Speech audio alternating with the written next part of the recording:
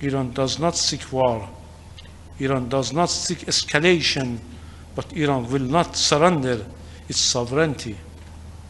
As long as aggression continues, Iran will defend itself decisively and without hesitation.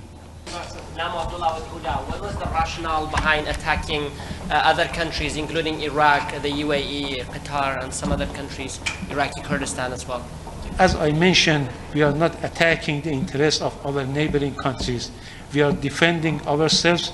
We are targeting the facilities and the bases and the assets of the United States in this country, in those countries which is out of the control of the host countries. Thank you.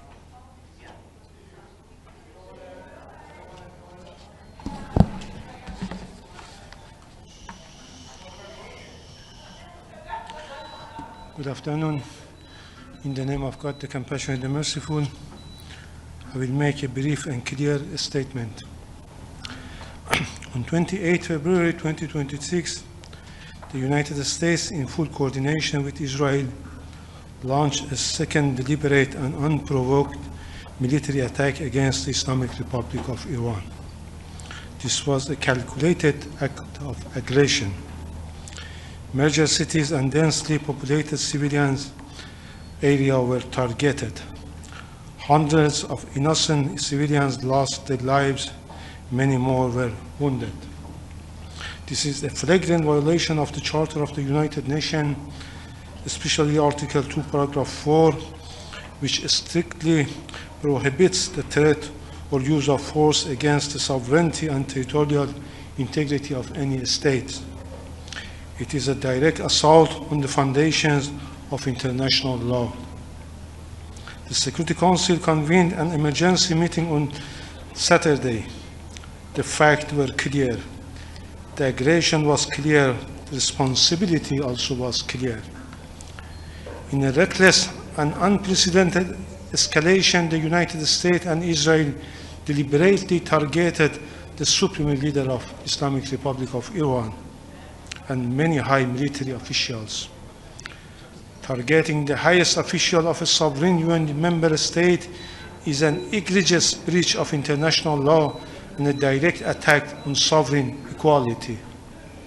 Such conduct endangers the entire international system. The United States and the Israeli regime are deliberately targeting civilians and civilian infrastructure. Schools, hospitals, Red Crescent facilities, and residential buildings were attacked. On the first day of the aggression, the girls' school in Minab, a small town in Hormozgan province in southern Iran, was deliberately destroyed. As a result, 165 innocent school girls were martyred. I repeat it, 165 school girls martyred. Their bodies were recovered from a rubble after hours of rescue efforts. On the same day, similar attacks martyred several hundred students in other cities, including eastern Tehran and Abyek in Gazvin province. But just this afternoon, the ambassador of the Israeli regime from this very podium resorted to lies and fabrications, shamelessly denying and ignoring the crimes committed by this regime against children and innocent civilians in Iran. Yesterday, further strike targeted Red Crescent building, Motahari, Gandhi, and Khatam hospitals in Tehran, Abu Zaz hospitals in Ahvaz, 3 emergency checkpoints in Sarab, Chabahar, and Hamadan, as well as residential building in northern Tehran. This morning, missiles struck a densely populated residential area in Sanandaj in Kurdistan province. The full number of casualties is still being verified.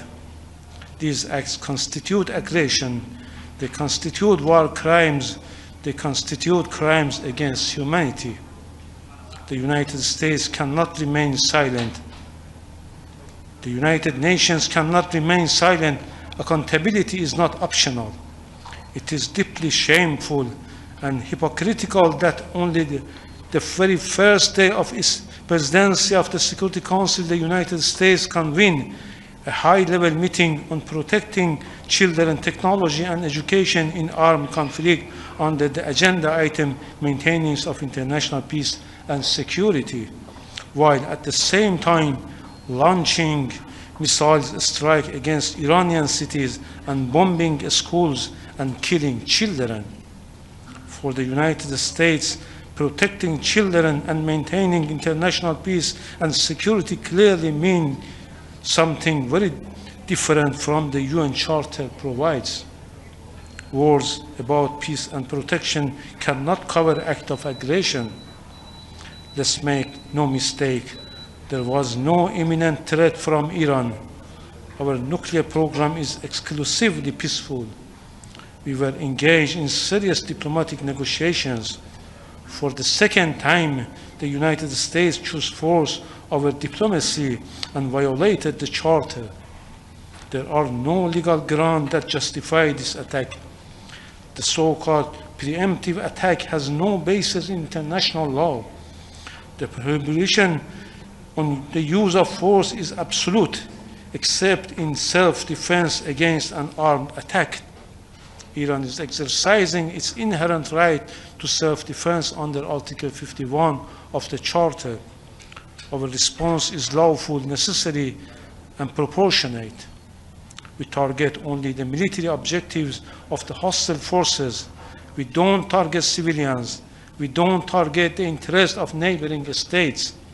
Under international law, every state has a duty not to allow its territory to be used for acts of aggression against another state. Member states must exercise due diligence to prevent their territory from being used by foreign forces to attack other countries. Iran does not seek war. Iran does not seek escalation, but Iran will not surrender its sovereignty. The issue before the international community is clear. Can a powerful state attack another sovereign member of the United Nations with impunity? If the answer is yes, then the Charter is meaningless. If the answer is no, then this aggression must be condemned and stopped. Double standard will destroy the credibility of this Council. Silence will embolden further lawlessness. As long as aggression continues, Iran will defend itself decisively and without hesitation. The Security Council must act firmly, clearly, and without ambiguity. I thank you for your kind attention. What was the rationale behind attacking other countries, including Iraq, the UAE, Qatar, and some other countries, Iraqi Kurdistan as well? As I mentioned, we are not attacking the interests of our neighboring countries. We are defending ourselves. We are targeting the facilities and the bases and the assets of the United States in this country, in those countries which is out of the control of the host countries. How do you explain the lesson? One more question.